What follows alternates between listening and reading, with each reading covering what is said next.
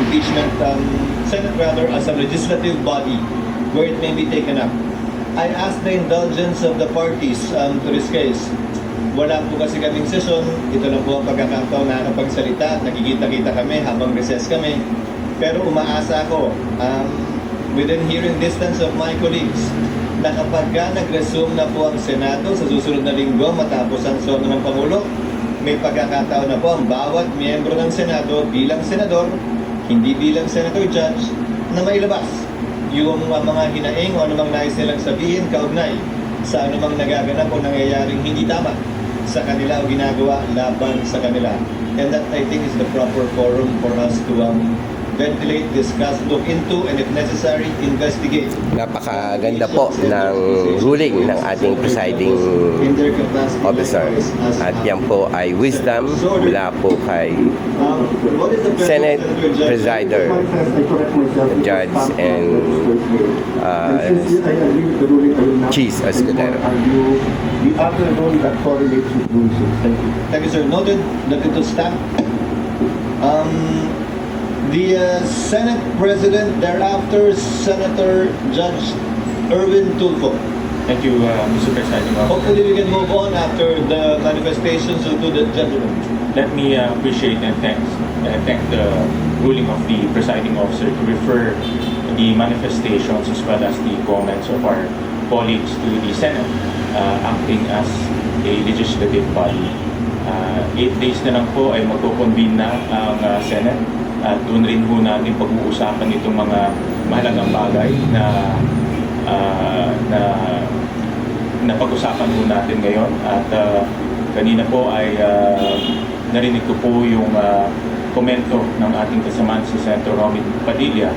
At ito po yung mga bagay na dapat din po nating talakayin pag nagbukas na po ang Senado in 1 week's time. So agree po ang sa ruling ng ating presiding officer, ang salubuyang Senate President na si Win Gatchalian. So humingi po siya ng pasensya dahil wala pa po, hindi pa po nag-convene ang Senate sa body because they are in recess, but until for the next zona ng ating Pangulong BBM ay they will continue to convene as a legislative body. Pagbukas po ng Senado. Maraming salamat, Mr. Presiding Officer. Senator Judge Erwin Tulfo, briefly, sir, so we can proceed to the matter on hand.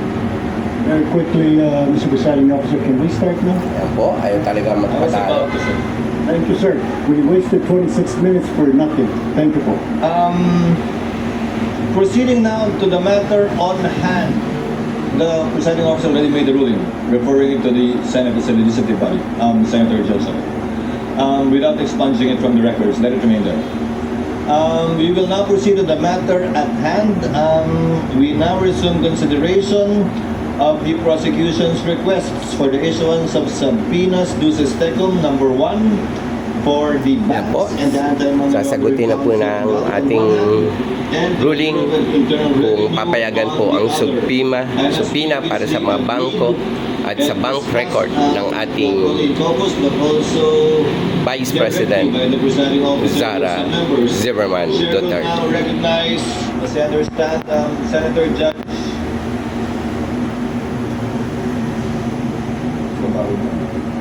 Judge Allen or Senator Judge Villanueva or Senator Judge Pia, who would want? No one's raising their hand, that's why I don't know.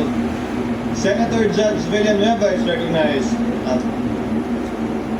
You may proceed, sir. Thereafter, Senator Judge Pia Cayetano. Thereafter, Senator Judge Alan Cayetano.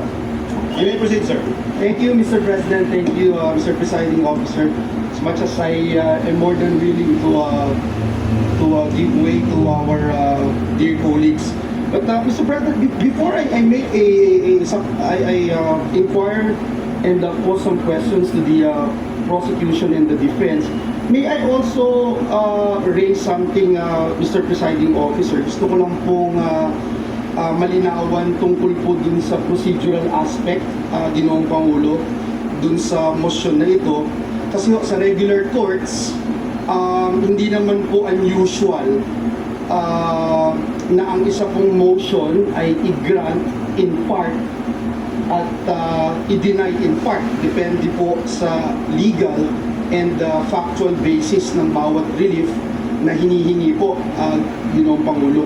So, pwede ko po bang malinawan lang, Mr. Presiding Officer, tama po bang sabihin ganun din yung kapangyarihan ng ating impeachment court? Maaari po ba na suriin ang bawat hinihinging sabina ng magkahiwalay at magpasya po batay sa legal at factual basis ng bawat isa sa halip po na tratuhin ang buong motion bilang So, ayan po ang manifestasyon ni Senador Judge Joel Villanueva. Alamin natin ang sagot po ni Presiding Officer. Senator Judge Villanueva. And the court will act on these two motions separately, regardless of the number of issues or sub-issues underneath each motion. The reason is simple. Because the court should be a passive body. By amending the motion into several parts and voting on it separately, we are essentially acting as if we were one of the parties. In voting for or against the grant of the motion, we should take into consideration all of the factors that may be raised for or against it. And it may be cited by the Senator Judge in explaining his vote or voting for or against it. Pangalawa po, bilang mga hukom, hindi tayo pwedeng masyadong aktibong makidaw sa paraan ng mga motion, which is essentially a relief being asked for by a party. Maganda po ang payo ng ating presiding judge. Dapat hiwa-hiwalay po ang pagpapasya para sa mga supina. It must be based on facts and relevance. So, tingnan natin. And really ruled that the ruling of the chair on motions are indivisible and may only be appealed in toto and not in part. Thank you, Mr. Presiding Officer. And it's clear to me now, despite the fact, Mr.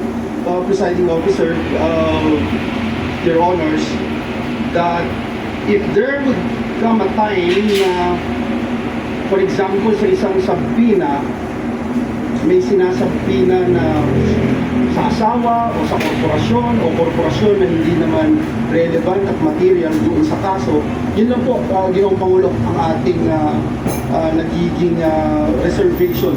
Po, meron po kaming kakainin dito ni Magiging isang Kuya Ali. desisyon lamang doon sa Tignan po natin yung mga pagkain natin.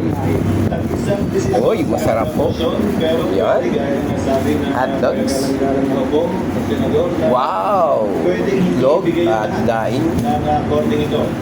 Wow! Sarap po. So, ayan po. Tuloy natin ang panunood. Marami po salamat. Thank you po sa lahat. Hopefully, continue to follow sa aking YouTube channel. This is our YouTube channel. Without edit, without editing. What you see is what you get. Remember, we work as one, we serve as one, we love as one, we win as one. And together as a nation, we heal as one. God bless.